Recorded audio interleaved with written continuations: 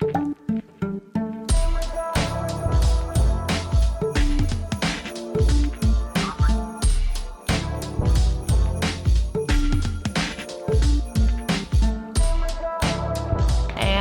we're back. Yes.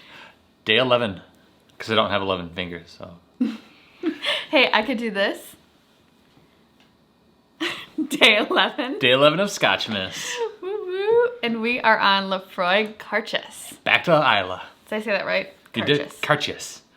I know. They'll say in Scotland, oh, it just looks like, it sounds like it looks. Never the case. Mm-hmm. This one, Cairdeas.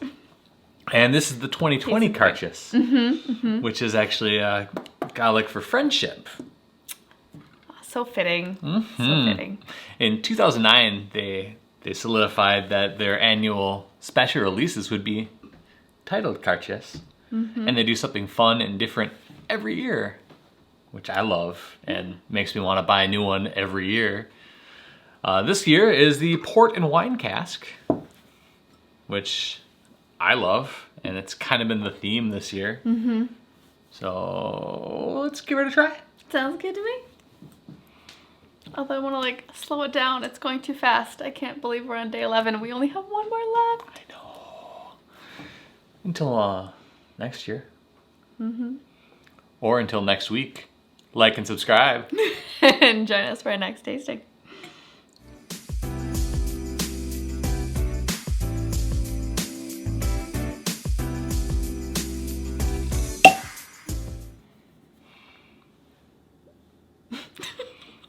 Cut that out. People don't need to see that anymore. Oh. There goes our joy. It totally is. We'll get it later. There we go. Replace our joy with Laphroaig. Empty bottle. All right, Slanja. Cheers. Oh, wow. Mm-hmm.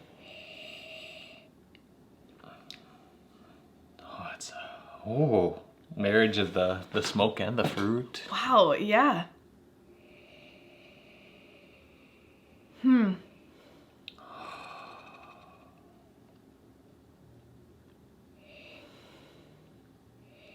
That's just magical. Brings me back to the island. I just never would have paired such fruitiness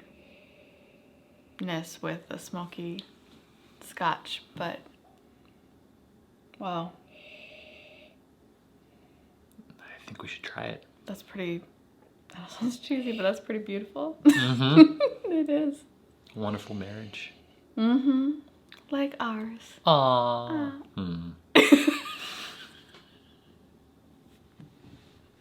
Okay. Here we go.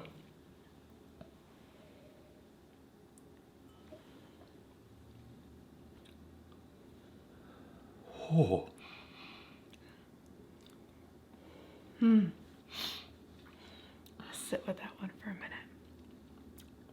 I mean, wow. What do you get right away? I'm trying to get past all the amazing regular Laphroaig tastes.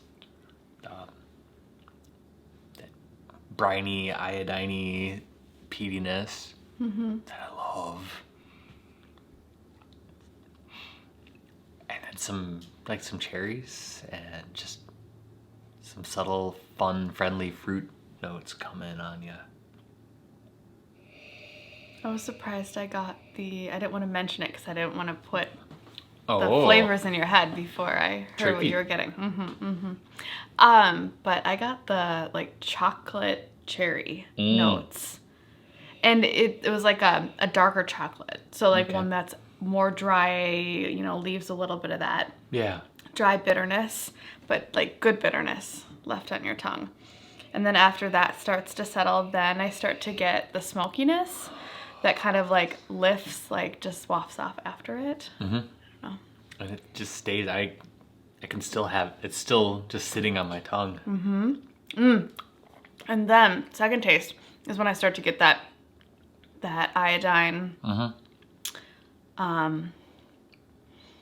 It's like a char, like that good char you get like on a meat that, like that brisket. Ooh. Oh my gosh. Okay, sorry, I'm hungry. We need to eat dinner. But yeah. That brisket that we sous vide for 36 hours and then smoke charred like on the grill. Oh man, that's what it reminds me of.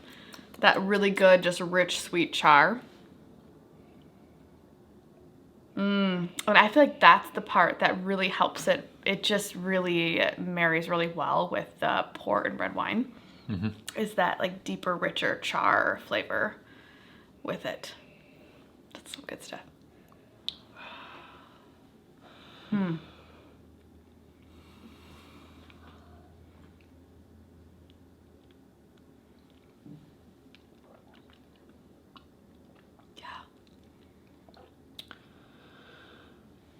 That one's got some fun complexities to it. Take a big, big deep breath after a sip. Yeah. And then go through the nose out.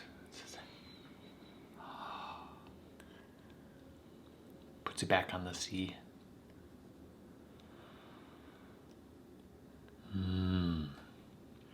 I love this. I love Laphroaig. They did a really good job with this one.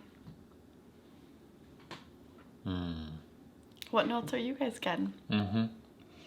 Let us know down below. If you haven't had, if you like Laphroaig, then you need to try some of their other ones. The Cairdeas expressions. Yeah. That's what's fun, is that different every year. Different Friday. We've had 4 or 5 different Cairdeases, and they never disappoint. It'd be fun to line them up. It'd be expensive to line them up and try them because they're gone. True. They are gone. That's true. Now, after I've sat with it for a bit, now when I start to go back for a sniff, I do get just a little buttery hint to it. Like buttery yet peppery. And I wasn't getting the peppery before.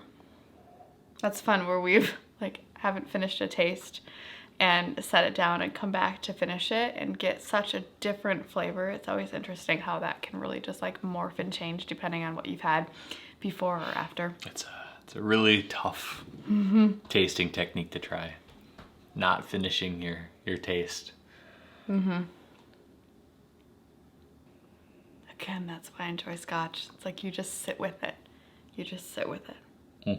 The flavors, they kind of roll, and once you get used to one, then you can start picking out other ones. But teaches us to just sit.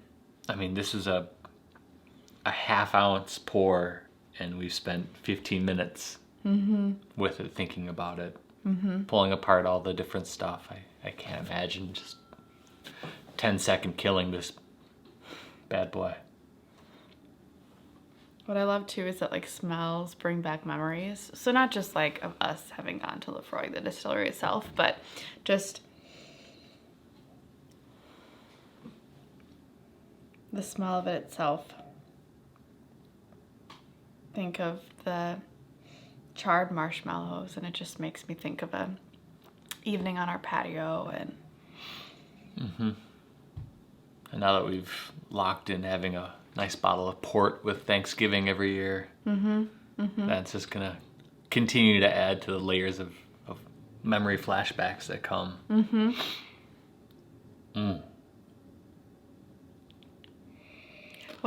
What memories come back to you as you are tasting these different Scotches? I'd be curious where it draws you into and what it brings to mind. So share in the comments below. And sadly, we'll see you tomorrow for the last day of Scotchmas. Slàinte. Slàinte.